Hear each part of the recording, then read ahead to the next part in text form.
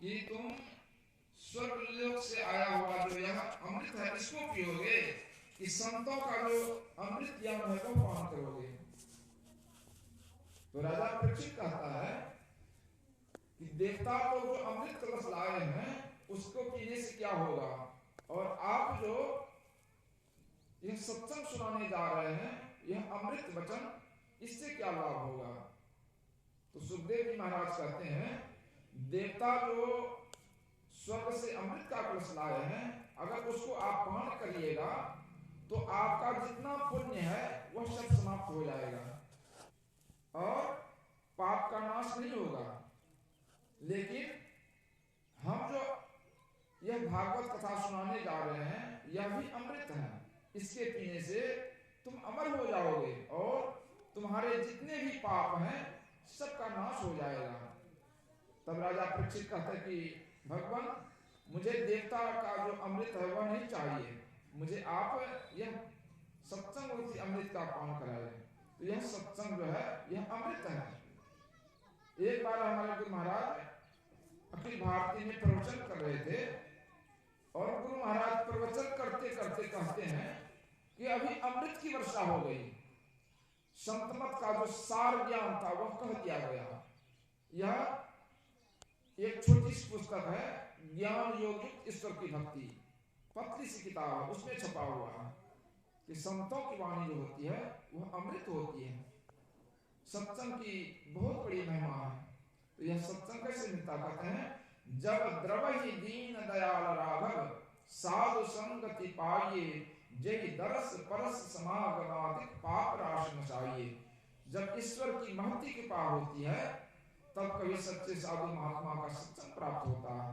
कहते हैं जय दरस परस समागमादिक पाप राश नसाइए। संत महात्मा के दर्शन से चरण स्पर्शन से एवं जो संत महात्मा करने के लिए कहते हैं उसको करने से पापों का नाश हो जाता है। पूज्य बाबा एक कहानी सुना रहे थे कि एक बार भगवान शंकर और माँ पार्वती कहीं जा रहे हैं तो रास्ते में भगवान शंकर एक सुनसान जगह में धरती को प्रणाम करते हैं। तो माँ पार्वती कहते हैं कि भगवान यहाँ तो कोई न मंदिर है कोई मूर्ति है, आप यहाँ क्यों प्रणाम किए। तो भगवान शंकर कहते हैं कि देवी आप नहीं जानती हो इस जगह पर संत महात्मा लोग बैठ करके सत्संग किए हैं, यह जगह पुण्य स्थल है, यह एक तीर्थ है, इसलिए मैंने यहाँ प्रणाम किया और वहां की मिट्टी को अपने ललाट में लगाए। फिर आगे बढ़ते हैं, फिर भगवान शंकर एक जगह धरती को प्रणाम करते हैं और वहां की मिट्टी को अपने ललाट में लगाते हैं।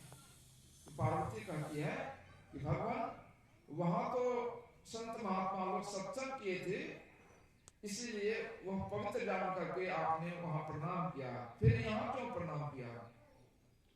तो भगवान शंकर कहते हैं कि इस जगह पर सत्संग होने वाला है, यहाँ बहुत सारे महात्मा लोग आकर के सत्संग करेंगे, यह धरती जो है बहुत पवित्र है, इसलिए मैंने इस धरती को पहले ही प्रणाम कर दिया। कहने का मतलब है जिस धरती पर सत्संग होता है वहां देवी देवता लोग आते हैं, संत महात्मा आते हैं, गुरु महाराज भी आते हैं, प्रत्यक्ष या अप्रत्यक्ष रूप में, हम लोगों को वह दृष्टि नहीं है। इसलिए गोस्वामी तुलसीदास जी महाराज कहते हैं कि जीवन मुक्त ब्रह्म पर चरित सुनहि तरि ध्यान, जे हरि कथा न करहि रति तिनके ही पाषाण। जीवन मुक्त जो अपने जीते जी मोक्ष प्राप्त कर दिए हैं वे भी समाधि को छोड़ करके सत्संग में आते हैं संतों को ज्ञान सुनने के लिए। यह सत्संग की बहुत बड़ी महिमा है, इसलिए हम लोगों को सत्संग में भाग लेना चाहिए। यह सत्संग क्या है, गोस्वामी तुलसीदास जी महाराज विनय पत्रिका में बतलाते हैं कि देहि सत्संग निज अंग श्री रंग भवभंग कारण शरण सुखहारी, जेतु भव दिन पल्लव समासित सदा भक्ति रत विगत संशय मुरारी। गोस्वामी तुलसीदास जी महाराज भगवान से प्रार्थना करते हैं कि हे भगवान मुझे सत्संग दीजिए। हम लोग क्या मांगते हैं? हम लोग संसार का धन संपत्ति मांगते हैं। संत कबीर साहब कहते हैं कि ऐसी दीवानी दुनिया भक्ति भाव नहीं बूझे जी। कोई आवे तो बेटा मांगे यही गुसाई दीजय जी। कोई आवे तो दौलत मांगे भेंट रुपया लीजय जी। कोई करावे ब्याह सगाई सुनत गुसाई लीजय जी। सांचे का कोई गाहक नाही झूठे जगत पति जय जी। कहे कबीर सुनो भाई साधो अंधों को क्या कीजय जी। संत कबीर साहब लोग संसार के लोगों को अंधा कहते हैं कि जो चीज नाश होने वाला है, जो चीज विनशने वाला है वही चीज मांगता है। यह संसार की वस्तु हम लोगों के साथ में जाने वाला नहीं है।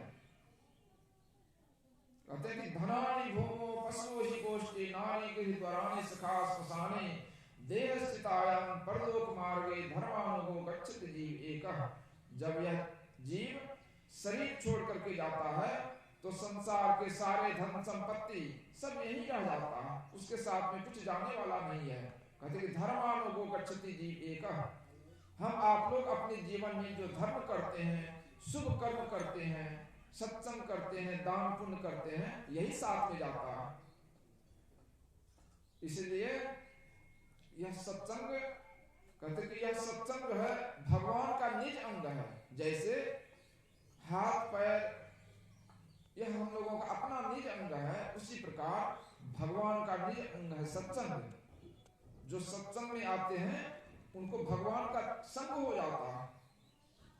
इस सत्संग में संत महात्मा लोग प्रत्यक्ष या अप्रत्यक्ष रूप से आते हैं। पूज्य बाबा कहते थे कि अगर सत्संग में संत महात्मा नहीं आगे पहुंचे हुए संत महात्मा, तो सत्संग का जो है इसका वैल्यू घट जाता है। इसीलिए संत महात्मा लोग अप्रत्यक्ष रूप से इस सत्संग में अवश्य आते हैं। तो हम लोगों को इस सत्संग में अवश्य भाग लेना चाहिए। यह सत्संग ज्ञान की गंगा है, इसमें गोता लगाना चाहिए। तो अभी हम लोग सत्संग योग से सुन रहे थे वेदवाणी कि ओम युञ्जानः प्रथमं मनस्तत्वाय सविताभ्यं अग्नेर्ज्योति निच्चाय पृथिव्या अध्याव्रत। वेद भगवान कहते हैं हे जगत प्रसवकर्ता ईश्वर, जगत प्रसवकर्ता ईश्वर का तत्व ज्ञान प्राप्त करने के लिए पहले बुद्धि योग करो, फिर मानस योग, फिर अग्नि का ज्योतियों का योग करो।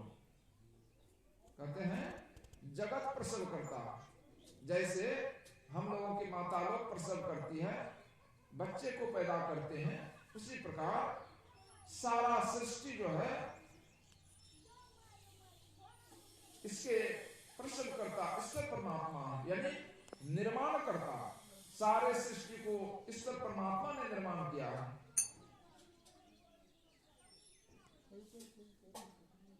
संत दादू दयाल जी महाराज से अकबर बादशाह पूछते हैं कि महाराज जी, परमात्मा ने जो यह सृष्टि किया तो पहले दिन बनाया कि रात बनाया, पहले बीज बनाया कि वृक्ष बनाया? तो दादू दयाल जी महाराज पहुंचे हुए संत हैं, वे कहते हैं कि ऐ अकबर बादशाह, वह परमात्मा जो है तुम्हारे तरह कमजोर नहीं है। वह परमात्मा ने एक सबते सब किया, ऐसा समर्थ सोए, आगे पीछे जो करे सो बल ही ना होए। वह परमात्मा ऐसे सामर्थ्यवान है, कहते हैं एको अहम बहुश्याम, मैं एक हूं अनेक हो जाऊं। मात्र कल्पना करते हैं, इसी से एक साथ दिन रात, बीज वृक्ष, धरती आकाश पाताल, समुद्र पहाड़ सब एक साथ बन गया। ऐसे सामर्थ्यवान परमात्मा है। वे परमात्मा कैसे हैं? कहते हैं मस कही करई विरंचि प्रभु, अजहि मसकते हीन, अस विचार तज संशय, राम ही भजहि प्रवीण। वह परमात्मा ऐसे शक्तिमान है जो मच्छर को ब्रह्मा बना सकते हैं और ब्रह्मा को मच्छर से भी तुच्छ बना सकते हैं।